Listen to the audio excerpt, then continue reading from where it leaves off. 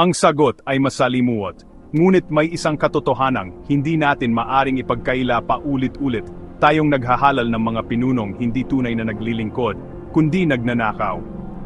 Mga kleptocrat, mga leader na ginagamit ang kapangyarihan upang kurakutin ang kaban ng bayan. At bakit ba sila nananalo? Dahil marami sa ating mga botante ang nabibihag ng mga idolatrous hallucinations, mga ilusyon ng pag-asa na ibinabalot sa mga pangakong walang laman, sa mga mukha ng artista, sa mga pangalan ng angkan, at sa mga palabas na parang telenovela ang politika. Hindi na pinipili ang marunong, matino, at may malasakit. Mas binibigyang halaga ang kasikatan, ang porma, at ang kakayahang magpamudmod sa panahon ng kampanya. Ito po ang masaklap, habang tayo'y nalulunod sa ilusyon, sila'y patuloy na nagkakamal ng yaman. At ang kahirapan, nananatiling sugat na hindi maghilom-hilom. Hindi po ako naninira.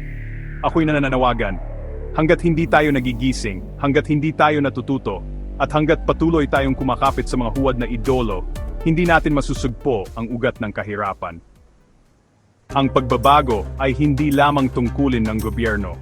Ito'y responsibilidad nating lahat, bilang mamamayan, bilang botante, bilang Pilipino.